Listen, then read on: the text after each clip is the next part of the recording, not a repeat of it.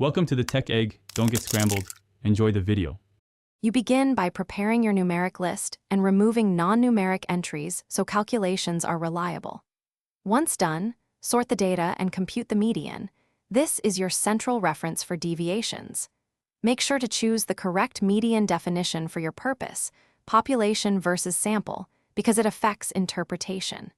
Now calculate each absolute deviation from that median by taking the positive difference for every value. This immediate step creates the set you'll use to compute the median absolute deviation.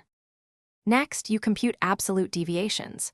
For every data point, take the absolute value of value minus median, which removes direction and focuses on distance.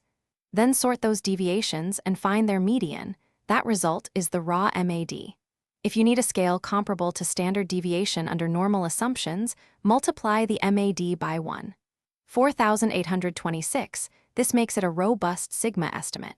Throughout, use consistent precision and record intermediate results, so you can trace any surprising values back to original data points. To finish, present the MAD with its units and note whether you applied the 1.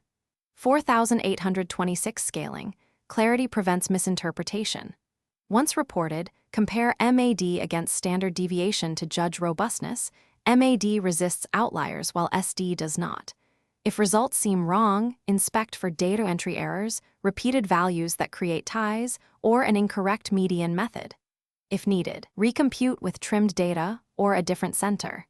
This quick troubleshooting saves time and ensures your MAD is trustworthy. Thanks for watching. Consider subscribing if I helped unscramble your problems.